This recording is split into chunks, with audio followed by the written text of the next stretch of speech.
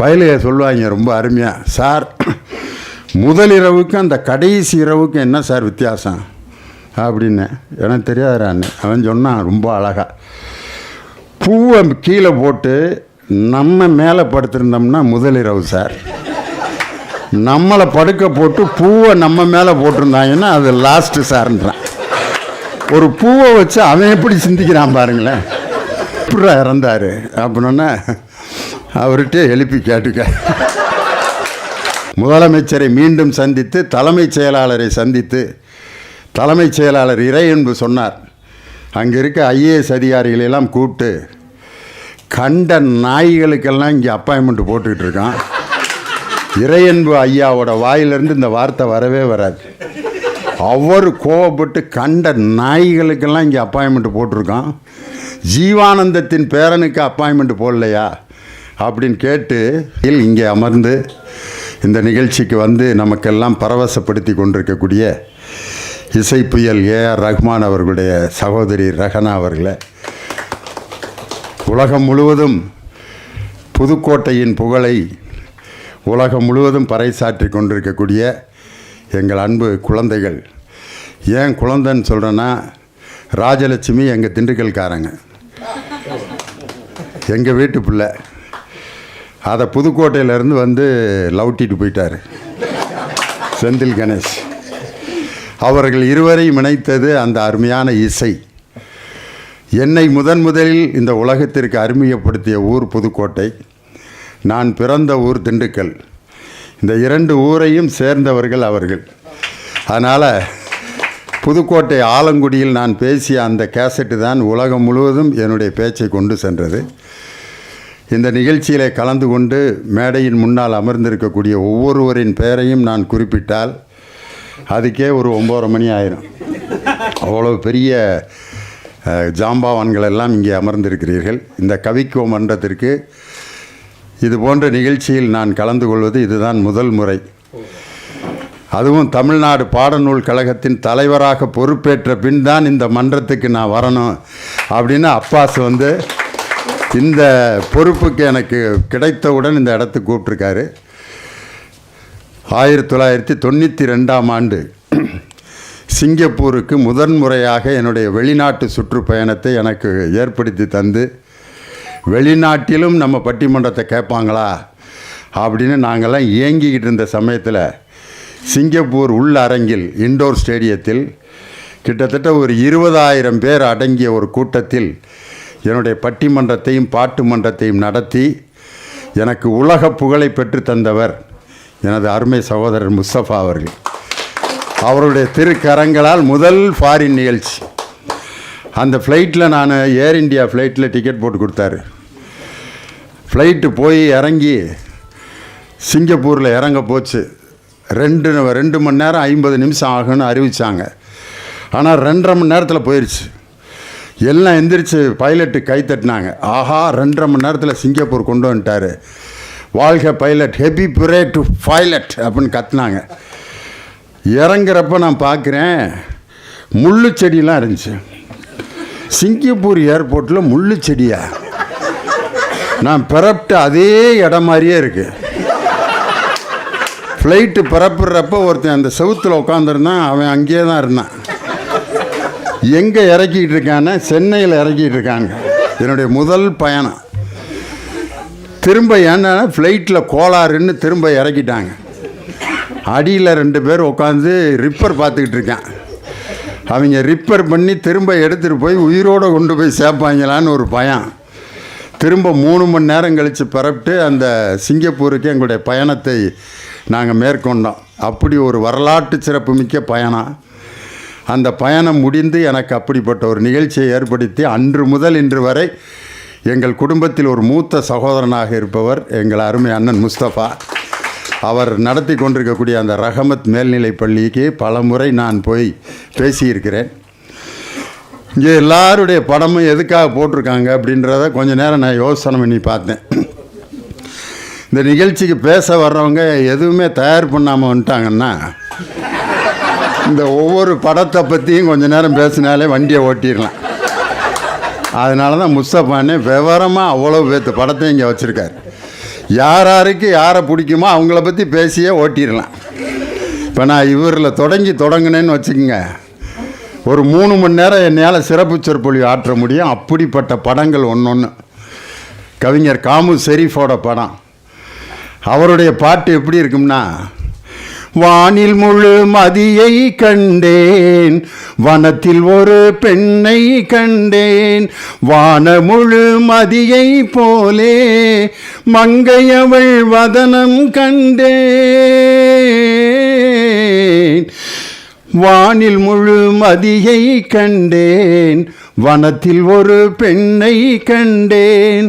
அந்த தனியாக போகிற பெண்ணை பற்றி எழுத சொன்னால் காமு ஷெரீஃப் ரொம்ப அழகாக எழுதுவார். ஏரி கரையின் மேல், அன்னைக்கெல்லாம் லவ் பண்ணுறவங்களுக்கு இந்த பாட்டு அவ்வளவு ஒரு தேவாமிர்தம் மாதிரி. லவ் பண்ணுற ஆளுக பூரா அந்த ஏரிக்கரையில் போகிற பெண்ணை பார்த்து பாடுற பாட்டு ரெக்கார்டில் போட்டு லவ் பண்ணுவாங்க. அப்படிப்பட்ட பாடல்களை எழுதிய காமு ஷெரீஃபு. இந்த பக்கம் பார்த்தீங்கன்னா அரசியல் தலைவர்களில் தோழர் ஜீவானந்தான். ஏன் அவரை பார்த்தோன்னே இந்த இடத்துல ஒரு சம்பவம் எனக்கு ஞாபகம் வருது. அவருடைய மகன் ஜீவா மணிக்குமார், அவருடைய பேரும் ஜீவானந்தான். இன்றைக்கி அந்த ஜீவா மணிக்குமார் தாம்பரத்தில் இருக்கார், ஜீவாவோட மகன். அவருடைய பேரன் 2 கால்களும் இயங்க முடியாத போலியோவில் அட்டாக் ஆனவர். அவர் பேர் ஜீவானந்தான். MA BEd படிச்சிருக்காரு. அவருக்கு அரசாங்கத்தில் ஒரு பணி கேட்டு முதலமைச்சருக்கு விண்ணப்பம் பண்ணியிருந்தாங்க. ஆனால் அரசாங்கத்தில் உங்களுக்கு பணி தருவதற்கு வாய்ப்பு இல்லை அப்படின்னு அறிவிச்சிட்டாங்க. உடனே முதலமைச்சர் எங்கள் பாடநூல் கழகத்துக்கு அந்த அப்ளிகேஷனை அனுப்புகிறார். உங்கள் பாடநூல் கழகத்தில் அவருக்கு ஏதாவது ஒரு பணி தர முடியுமா? உடனே எங்கள் போர்டு மீட்டிங்கை கூப்பிட்டு, ஜீவானந்தத்தின் பேரனுக்கு இந்த தமிழக அரசில் ஒரு இடம் கிடைக்காத அந்த தமிழக அரசு இருந்து பயனே இல்லை, நான் பாடநூல் கழக தலைவராக இருக்கிறதுல அர்த்தமே இல்லைன்னு சொல்லி முதலமைச்சரை மீண்டும் சந்தித்து தலைமைச் செயலாளரை சந்தித்து தலைமைச் செயலாளர் இறையன்பு சொன்னார், அங்கே இருக்க IAS அதிகாரிகளெல்லாம் கூப்பிட்டு, கண்ட நாய்களுக்கெல்லாம் இங்கே அப்பாயின்மெண்ட் போட்டுக்கிட்டு இருக்கான், இறையன்பு ஐயாவோட வாயிலிருந்து இந்த வார்த்தை வரவே வராது. அவர் கோவப்பட்டு கண்ட நாய்களுக்கெல்லாம் இங்கே அப்பாயின்மெண்ட் போட்டிருக்கான், ஜீவானந்தத்தின் பேரனுக்கு அப்பாயின்மெண்ட் போடலையா அப்படின்னு கேட்டு கிட்டத்தட்ட 3 மாதமாக இன்னும் ப்ராசஸில் தான் இருக்குது, இன்னும் அப்பாயின்மெண்ட் போடல. இதை நான் எதுக்காக சொல்கிறேன்னா, ஒரு அரசாங்க நிறுவனத்தில் ஒரு பொறுப்புக்கு வந்த பிறகு தான் தெரியுது ஒரு அரசாங்க ஃபைல் எப்படி மூவ் ஆகும்னு. ஆனால் விரைவில் இந்த மிகப்பெரிய பத்திரிகையாளர்கள் தோழர் ஜீவானந்தத்தின் மீது அன்பும் பாசமும் உள்ள தோழர்கள் இங்கே நிறைய பேர் இருக்கீங்க. விரைவில் ஜீவானந்தத்தினுடைய பேரன் ஜீவானந்தத்திற்கு இந்த தமிழக அரசு பணி வழங்க வேண்டும் என்று இந்த நேரத்தில் பத்திரிகையாளர்களுக்கு இடத்துல நான் கேட்டுக்கிறேன். இந்த மாதிரி இடத்துல தான் நம்ம பெட்டிஷன் போட முடியும். முதலமைச்சர்கிட்ட நேரடியாக சொல்லிட்டேன். இருந்தாலும் அந்த அரசினுடைய விதிமுறைகளின்படி பல மேஜைகளுக்கு இன்னும் அந்த பேப்பர் போய்கிட்டு இருக்கு. அப்படிப்பட்ட ஒரு சூழலில் இன்றைக்கி அருமையான அன்பு சகோதரர் அமீர் அப்பாஸ் அவர்களுடைய நூல் மிக சிறப்பாக வெளியிடப்பட்டிருக்கிறது. அவருடைய அந்த நூல்களை நான் படிக்கும் பொழுது கிராமத்தினுடைய படிமங்கள் தான் நிறையா இருந்துச்சு. கிராமத்தில் இருக்கிற ஆளுங்க எப்பயுமே ஒரு டைப்பாக இருப்பான், பார்த்துருப்பீங்க. இளவு வீட்டில் கூட அவனுடைய கேரக்டர் ஒரு மாதிரி இருக்கான். நம்ம டவுனில் டெத்து வீடு பார்த்தீங்கன்னா ரொம்ப சைலண்ட்டாக ரொம்ப மெக்கானிக்கலாக இருப்பாங்க. வாங்க சரி இட்ஸ் ஓகே, மாலை வைப்பான் இந்த அப்படிமா கிளம்பிடுவாங்க. கிராமத்தில் அந்த இலவை பறி கொடுத்தவன்ட்ட 2 வார்த்தையாவது பேசாமல் வரமாட்டான். அதனால் அந்த தாத்தாவை பறி கொடுத்தவர் இப்படி வாசலில் நிற்பார். அவர்கிட்ட போய் ஒரு கேள்வி கேட்பான் எல்லாரும், இறந்துட்டாரா அப்படின்னா. இது எப்படிப்பட்ட கேள்வி பாருங்கள். இறந்துட்டாரான்னு அவன் அதுக்கு என்ன பதில் சொல்லுவான்? ஆமாம். எத்தனை மணிக்கு? 5:30. 5:30? ஏன் 4:30க்குனா எழுப்பி விட்ருவியா அவரை? அவர் இறந்த டயத்தை கேட்டு என்னத்தை சாதிக்க போகிறார்? 4:30? எப்படி அப்படின்னா, எப்படியா செத்துருப்பார் அவர்? எல்லாரும் சாகிற மாதிரி தானே செத்துருப்பார். அதுக்கு இந்த கூறுகட்டையும் பதில் சொல்லிகிட்டு இருப்பேன். 3:30 மணிக்கு நெஞ்சு வலிக்குன்னு சொன்னார் மாமா. பக்கத்து வீட்டில் ஒரு டாக்டர்கிட்ட கொண்டு போனால் அவர் டவுனுக்கு கொண்டு போக சொல்லிட்டாரு. அதனால் அங்கே போகிற வழியிலே இறந்துட்டார். உடனே இவன் விசாரிக்கிறவன், உன்னை யார் டவுனுக்கு கூப்பிட்டு போக சொன்னது? அதான் பக்கத்து வீட்லேயே ஒரு டாக்டர் இருக்கார்ல, அவர்கிட்ட காமிச்சிருக்கலாம்ல. என்னடா நம்ம தான் ஏதோ பிளான் பண்ணி கொன்ன மாதிரிலாம் சொல்லிகிட்டு இருக்கானுங்கன்ட்டு அடுத்து வர்றவன்ட்ட டாப்பிக்கை மாற்றினேன். எப்படி இறந்தார்? பக்கத்து ஒரு வீட்டில் ஒரு டாக்டர் இருக்கார்ல, அவர்கிட்ட காட்டினா அவர் கையை பிடிச்சாரு, முடிஞ்சுன்னு சொல்லிட்டாரு. அதுக்கு இவன், பக்கத்து வீட்டில் இருக்கவன்லாம் ஒரு டாக்டரா, டவுனுக்கு கொண்டு போயிருக்கலாம்ல. என்னடா அப்படி சொன்னால் இப்படிங்கிறான், இப்படி சொன்னால் அப்படிங்கிறான்ட்டு அடுத்த கேள்விக்கு ரெண்டையும் சேர்த்து சொல்லிட்டான் பதில். எப்படி மாப்பிள்ளை இறந்தார்? பக்கத்து வீட்டு டாக்டர்கிட்ட கொண்டு போனோன்னா அவர் டவுனுக்கு கொண்டு போக சொல்லிட்டார். டவுனுக்கு போகிற வழியிலேயே எதுக்கு ஆஸ்பத்திரிக்காக தூக்கிட்டு போனேன்? வீட்டிலே வச்சுருந்தா நிம்மதியாக இருந்திருப்பார்ல. ஐயோயோ, எது சொன்னாலும் கேள்வி கேட்டுக்கிட்டு இருக்கானேன்ட்டு அவன் கடைசியாக என்ன பதில் சொல்லியிருப்பான் அந்த 5ஆவது ஆளுக்கு? எப்படா இறந்தார் அப்படின்னா அவர்கிட்ட எழுப்பி கேட்டுக்க. இதுக்கு மேலே நான் என்ன சொல்கிறதுன்னா, அது எப்படி கேட்க முடியும்? தெரியுதில்ல, போட வேலையை பார்த்துட்டு. இளவு வீட்டில் கூட ரொம்ப கூலாக பேசிக்கிறானுங்க. அந்த கிராமத்தினுடைய மனிதர்களை அப்படியே ஒரு கிராம ராஜகம்பீரத்தில் பிறந்ததுனால அப்படியே படம் பிடிச்சிருக்கார். ஒரு கிராமத்தில் நடக்கக்கூடிய நிகழ்வுகள், நகரத்தில் இருக்கக்கூடிய திருவிழாக்களுக்கும் கிராமத்தில் இருக்கிற திருவிழாக்களுக்கும் எவ்வளோ வித்தியாசம் இருக்குது. சாமியை கொண்டு வருவாங்க, திடீர்னு சந்துக்குள்ளேருந்து ஒரு 10 பேர் வருவாங்க. சாமி அங்கே சந்துக்குடுறா, என்ன நேராக ஓட்டுவியா அப்படின்னு. நாங்கள் செலவழித்து ஓட்டுறோம்டா, உன் சௌரியத்துக்கெலாம் ஓட்ட முடியாது சாமியா. நானே கேட்குறேன்டா சாமியா, சாமி எங்கள் சந்தைக்கு நீ வரியா இல்லையா? சாமி அன்னைக்கு வாயை திறந்து பேசுவேன். அது இந்த இப்படியே பார்க்கேன். 2 பேருக்கு இடையில் அடிதடியாகி போலீஸ் ஸ்டேஷனில் படுத்து கிடக்கிறேன். சாமி அனாதையாக நிற்கிது. இப்படி நடக்கும் கிராமத்தில். இந்த மாதிரி காட்சிகளை எல்லாம் ரொம்ப அழகாக தத்ரூபமாக படம் பிடித்து தன்னுடைய கவிதைகளில் மிக அருமையாக அந்த கிராமங்களை படம் பிடித்து அந்த கவிதைகளை மிக அருமையாக தந்திருக்கிறார் நம்ம அப்பாஸ். அதில் எனக்கு ரொம்ப பிடிச்சது விருந்தோம்பல்னு ஒரு கவிதை. அதில் ரொம்ப அழகாக சொல்கிறாரு, வீட்டு வாசலில் கரையும் காகங்கள் கரைவதும், யாராலும் நினைத்து பார்க்க முடியாத ஒருவன் புறையேறி தும்மும் போதும் யாரோ நினைக்கிறார்கள் என்று சொல்வது இன்னும் வண்ணங்கள் இழந்த வாழ்க்கையிலும் வானவில்லை நமக்கு நினைவுபடுத்துகிறது. இந்த விருந்தோம்பல்ங்கிறது இன்றைக்கி இல்லாமே போயிடுச்சு. முன்னையெல்லாம் வீட்டுக்கு வர்றவங்கள வாங்க வாங்க வாங்க, நீங்கள்லாம் நம்ம வீட்டில் சாப்பிட சொன்னால் சாப்பிடவா போகிறீங்க அப்படின்றான். அப்போ வர்றப்ப வந்தவன் அப்படியே சொன்னாலும் நீ என்ன விட்டுறவா போகிற, சாப்பிடாமல் அனுப்பிவா மாப்பிள்ள அப்படின்னு. அப்படியே சாப்பிட்டாலும் பிள்ளைகளை 200 கொடுக்காமையா போயிடுவேன் அப்படின்னு. இவன் 50 ரூபா டீயை கொடுத்துட்டு 200 ரூபாய்க்கு அடிய போடுறேன். அப்படியே கொடுத்தாலும் அவன் பிள்ளை என்ன வாங்கவா போகுது, அப்படியே வளர்த்துருக்க ரோசக்கார பிள்ளை. கடைசி வரைக்கும் இவனும் காசு கொடுக்கல, அவனும் சோறு போடல, வாயிலேயே ரவை வாங்கி உப்புமாக்குன்றாங்க. இன்றைக்கி எல்லாம் இப்படி தான் ஓடிக்கிட்டு இருக்கு.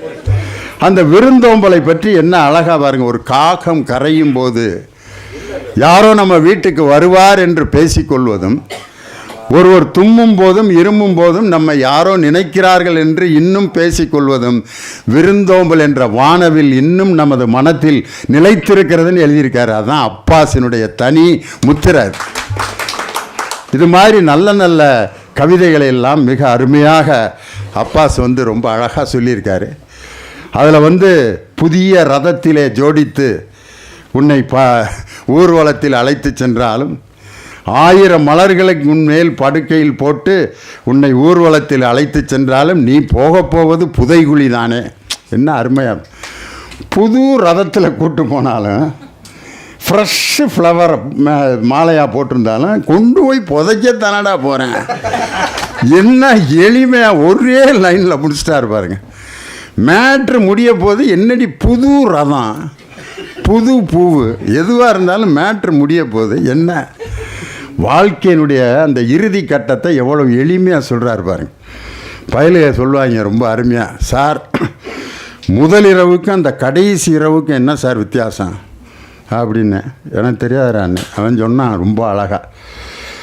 பூவை கீழே போட்டு நம்ம மேலே படுத்திருந்தோம்னா முதலிரவு சார்.